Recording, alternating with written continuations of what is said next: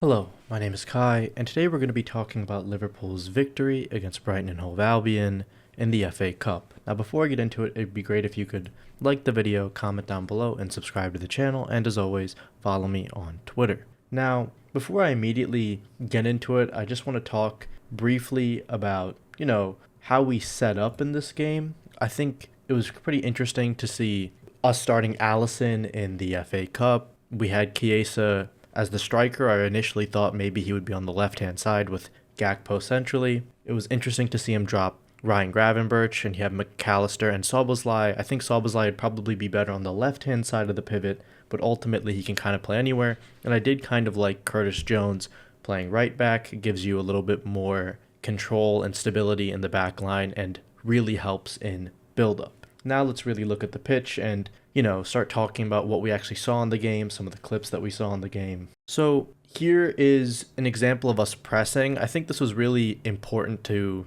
kind of talk about because we sort of see this soft press employed across these clips where Flo, Chiesa, you have Gakpo in the softer position trying to cover this man, potentially Salah on rushing. We actually saw Salah work very, very hard during this game.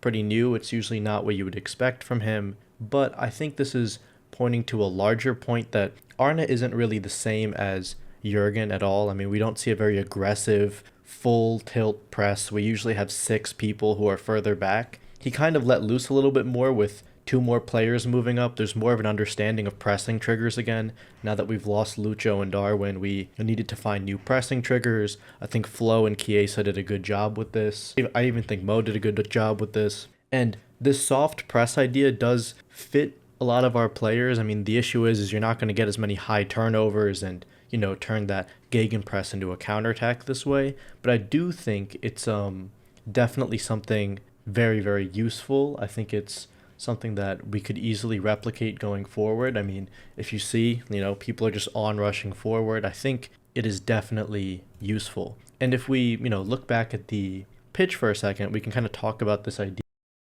a bit more. The idea here is if, people are starting to move forward, you have players occupying your back line, you have these guys moving forward, maybe you have some kind of 3 going on in some way. The idea is that if one of these guys has the ball, you do a soft press, or maybe Chiesa comes here or Wirtz comes here, forces this person to potentially go back. If they do go back, you just keep kind of slowly moving forward with maybe your midfielders holding stability. You can force them to go long, which then of course could lead to issues if you had it nowhere, but we're kind of relying on the aerial ability of Van Dijk and Konate to win the ball and direct it towards one of the fullbacks. Curtis helps here too because he can add some numerical superiority in midfield. So I kind of did like the solution, and I think it works well against a Herzler side as well because Herzler, if you even look at him back in St. Pauli, he really wanted to have control of the midfield and using his midfielders as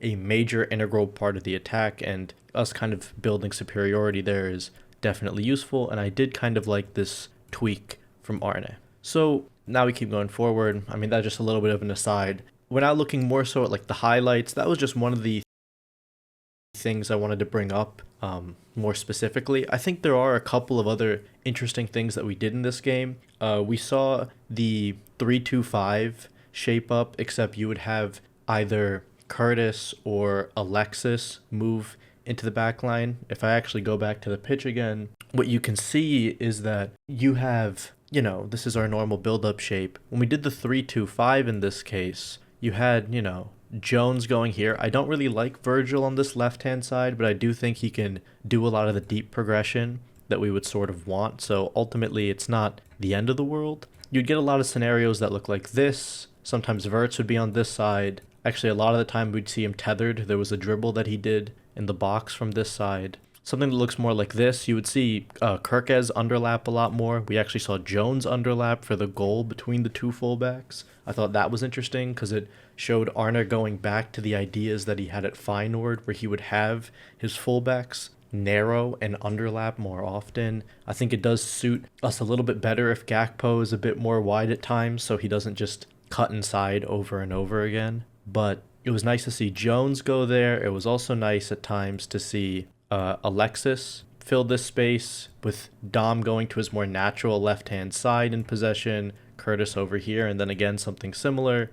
Sometimes Curtis going in here if Verts want to drop. Better ideas. I think our best midfield is Dom, Verts, and Jones long term, but I think if you can play one of Dom or Jones at right back with a McAllister or a Gravenberch, it's also not the end of the world, even though I think those are our two worst midfielders in McAllister and Gravenberch right now. I don't really mind it as a tactical solution, especially when we don't really have right backs, except for, of course, like Ramsey, who doesn't get a game. So anyway, now we can actually go back and talk more about what was happening in terms of the highlights of this game. So we can see a big important thing is that, we have the scenario where this is where Mac goes further forward and we're creating 6 here, which means we need to have a 3-1-6, which is what Julian Nagelsmann used to do, or in this case a 2-2-6, which is what we go for. There's pros and cons. A 3-1-6 is better at defending wide areas. A 2-2-6 is, I think, better for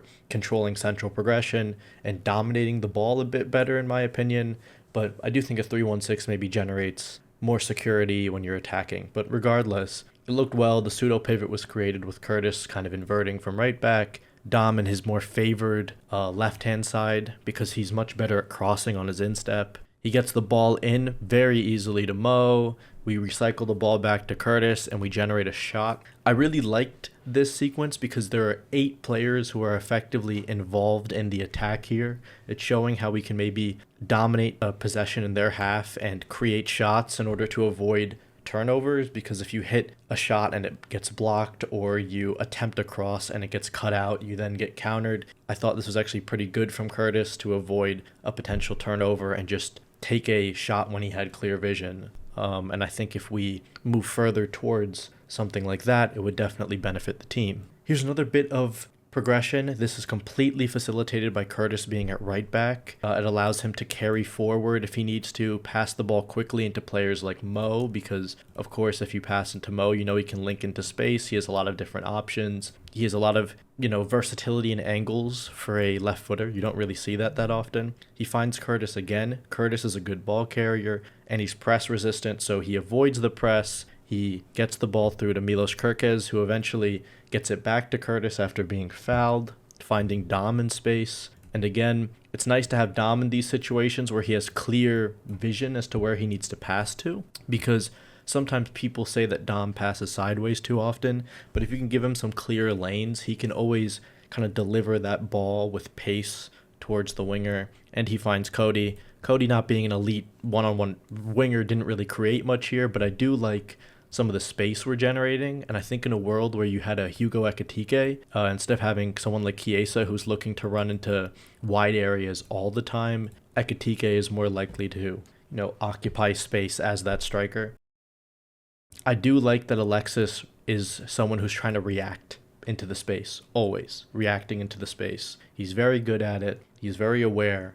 Regardless of his physical defects, I think his intelligence on the pitch is demonstrated with scenarios like this. So here's an example of, the inverting runs we've seen from someone like Curtis. Of course, you can see him over there trying to on-rush in. You have Milos Kerkez, who's crossing the ball. Good delivery, finds Curtis in space. Mo generates the space by dragging the defender wide. Or sorry, not Mo. Chiesa generates the space by dragging them wide. You have Curtis coming in and scoring the goal. I think having Mo here is great. You have another person wide. I think utilizing Mo in these wide areas like we talked about during preseason with somebody who's underlapping him, generating space, giving him someone to pass into and, deliver cutbacks to would suit a Jeremy Frimpong. I didn't like that we abandoned the idea. I think we might see that idea come back in some capacity and maybe move forward with some of the ideas that we saw in preseason that we sort of abandoned when we couldn't have any stability in midfield. I think as that starts to come back, we'll see some of these ideas really work again. I liked this bit of build-up because it showed, an example of, Kerkez staying back. You have a more solidified pivot. Curtis is further forward. Verge is in the center, which is where I think he should be in a 3. If we are going to do a 3-2-5 build-up structure, I think you do want Verge more central. I think it's beneficial because of plays like this where he can find Florian Wirtz. in space. And I think this was a really telling moment for Flo where towards the beginning of the season, if he was getting pressed with his back towards the side that is the goal, regardless of how far away he is, he would take too many touches, he would get pressed, and he would lose the ball. This time, quickness of actions, he gets the ball and immediately pushes it forward. He has Fede here, who's kind of playing this false nine role. He has these two inside forwards who can make runs inside. Curtis wide as a free man always. He knows how to find the space. Gives Flo a very easy pass out. He has two options here. This was a little bit of an issue because I think Curtis didn't know if he should overlap Mo and let Mo take it, or if he should cut inside here and he takes it and then maybe progresses, drags defenders inward, and then gets Mo on the outside or finds Gakpo. Ultimately, he does get the ball. He does carry inside. He has Mo wide. He has Flo kind of going in front of him. He has Federico Chiesa, Alexis McAllister, of course, always finding space in the box to occupy positions that the striker should be in. Like I said, Gakpo far post. Curtis has this great habit of always finding Wirtz. He always knows to find Flo. He trusts him with the ball more than anyone else. Gets Flo into this great scenario where he has a lot of options. He can carry inside, recycle to Mo, attempt some kind of cross inside if he wanted to. He goes with the dribble, jinks a few times, and ultimately doesn't get a good shot off, but I do like seeing him kind of integrate himself more and more into the team. We're starting to see I wouldn't say the best of Flo, but we're seeing a version of Flo that's comfortable. And I think once he really starts to understand the movement of players better, you're going to see him go from just being comfortable and looking kind of beautiful and silky to being very effective. And I think we haven't seen that yet.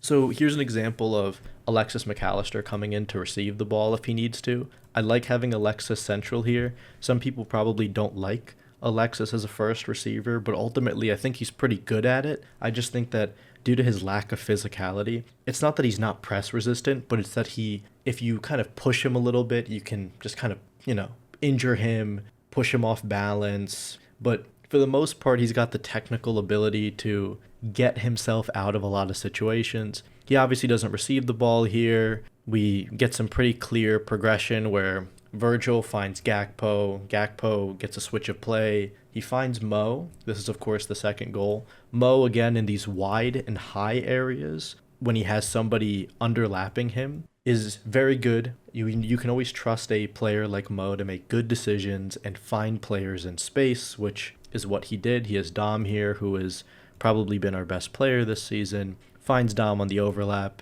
You give Dom a shot with space, he's always going to hit that with maximum power and get it in the back of the net. Again, if you want somebody like Dom to be successful in your team, what you have to do is deliver him the ball with space in front of him, and he will always get enough power to deliver it to where it needs to go. You just have to give him that clear space. And if you have players like Flo, if you have wingers that can create separation, if you have players like Hugo who are going to drop in, these players who could potentially give him space, I think you can really platform him to even go up a further level. I like this progression of play too because it's just trust between Flo and Mo. And I do like that Flo, even though he's more of a left-biased player, when he's tethered to Mo on the right, can really find himself in some really good positions. And I also just like seeing these four players in the same area. These are effectively the players that are going to generate football for this team. You have Dom, Mo, Flo, Curtis. And if you have Ekitike in this team, those are pretty much the 5 players that I would always make sure I have ahead of our defense. Or maybe one of them is in defense and Curtis or Dom, but you always want those players who are going to be neat on the ball, progress it well, link up well with each other, trust each other, and you can really see how it generates football in this case. Because you get Flo on the outside, he's able to get the ball back, and ultimately, again, nothing happens, but it's just generating space and finding players that inevitably, with a little bit more quickness, a little bit more,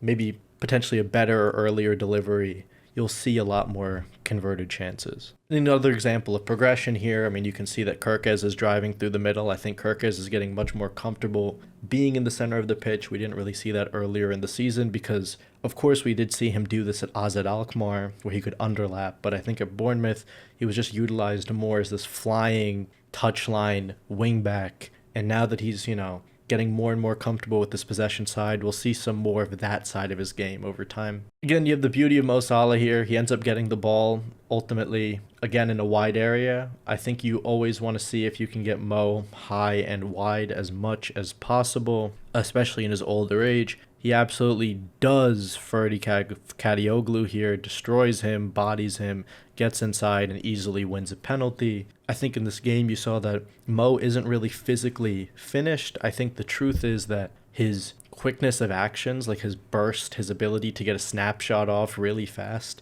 is going away because maybe, I don't know, fast twitch muscle fibers or something, any doctor or something would know, are degrading, so he can't do that as often. But I think if you can generate some space for him, give him the ability to run a little bit before he gets onto the ball, connect him to the play better, I think ultimately you can still get a pretty good level out of Mo.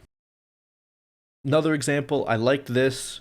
Chiesa receives the ball and, finds Mo in space. Here's a direct demonstration of Mo not being physically finished. I mean, he gets past Ferdy Kadioglu in a direct race. Kadioglu is obviously closer to the ball. It should be more favorable for him to get the ball, and ultimately he doesn't because Mo is faster. It's not physically finished. And it's not like Kadioglu's a slow player. Mo still has that pace in a straight line. Similar to Gakpo in a sense, but I do think he's even faster than Gakpo in a straight line. We know that Gakpo doesn't have acceleration, obviously. There's a bit of a difference. Like, I think wingers benefit way more from burst because burst generates separation versus, straight line running, which I think is more important for, like, a counterattack as opposed to generating separation in a low block. Another example of build-up, here's an example when we have, Joe Gomez at right back. Again, Joe is good on the ball. You can trust him to get it forward. He gets it forward. I think this was a really fun thing to see, which was Gakpo playing right wing because he can't cut inside. And I think we saw this at times at PSV where Gakpo could play on the right and he would deliver in these great crosses. And I just think that when he knows he effectively can't shoot, like he can't cut inside and shoot, he just plays better. Like he thinks more about what he can do. He carries inside, he passes better, he crosses better, he finds players on the overlap better. I can see why he prefers left wing, because he probably would score more goals when he plays on the left. But I think in terms of utility, playing Gakpo as a striker, second striker, or as a right winger would probably generate more football. And I know that's not like a precise metric, generating football, but what I mean is it's just going to be better for the team as a whole if Gakpo, avoids that left-hand side. Of course, that's not something we can really do this season, and there's a high chance he's not here next season, but for future teams, I think you want to get Cody being able to carry into central areas, put him in positions where he's not just going to be spamming shots all of the time. See, he gets into this position, he sees Rio completely free, he gets an incredible cross in, and look, we saw Rio score a great goal for the 21s. We've seen him score a great goal here that was ruled offside for obviously wrong reasons. He wasn't offside, but no VAR in the FA Cup. And he scored an absolutely incredible goal into the far right corner. Bottom corner, of course, but still impressive. Incredible player. I think we have to keep nurturing Rio. I think we have to still be safe with him. You don't want to burn him out. Like you could see Bukayo Saka getting burnt out against Wolves. He's playing at the number 10 now because he's sort of losing that pace and acceleration, a bit physically depleted from playing right wing. You have to nurture players like this, make sure that they can grow well, fill into their body, exercise, develop physically, all of these things. And I think as much as we would like to see Rio play more, I think maybe the approach hasn't been as bad. I'm more critical of the fact that we only really tend to use 2 academy players in Rio and Trey when we should be looking at Keyrol Figueroa, we should be looking at JSL, Josh Sonny-Lamby, we should be looking at Kieran Morrison, obviously. We should be looking at Tommy Pilling. These types of players should be maybe garnering a couple more minutes so that we can see them improve and develop as well. But, I mean, that's all the slides that I wanted to look at. Yeah, I'm sorry if the pacing of this video is a little weird or if my ideas aren't coming off great. I'm just kind of rebuilding into the tempo of making these types of videos again. We can see, I think that this setup is something that we should continue with going forward. I think obviously our best team right now is probably going to have maybe Hugo Ekitike, something like this potentially, with obviously you could completely interchange Alexis and Grav. Honestly, I would switch their positions in general, and I would put Dom on the left and do this for the short term. I think now that Joe Gomez is back, maybe him and Curtis are going to rotate at right back, and maybe Curtis becomes an option in midfield or the 10. But I do think we should be looking at systems that are going to, have a right back that helps form the back three, maybe a pivot player doing it occasionally, Milos Kerkez being able to fly forward, underlap, overlap, develop, put crosses in, give players like, Flo, who's deceptively good as a second striker, or Mo the ability to come in on the back post or be high and wide so that someone can find him with a switch and he can cross it. I think we kind of do have a game plan now, at least a plan that I think is more versatile than we did before. I think we're going to see in this half of the season, our performances are going to get better. Now, if you want an indictment or a conversation about Slot, I think ultimately it is Champions League or bust for him. I think if he doesn't win the Champions League, the only way I could accept him staying in the job is maybe if he finishes second or third and wins the FA Cup. Maybe that would be enough. But it's pretty much Champions League or bust. And yeah, I'll make more videos on match reactions from now on, build-up analysis that's earlier. I'm going to make probably some things talking about slot ball, signings, a video maybe on Jeremy Jacquet. But, for now, that is it with this video. If you like the video, comment down below, subscribe to the channel, and follow me on Twitter and Instagram. And I'm also maybe planning on launching a Substack as well. And once again, sorry if this is disoriented, getting back into the groove of it, and I'm fasting. It's Ramadan, so hopefully this is still a good video, and as always, thanks for watching.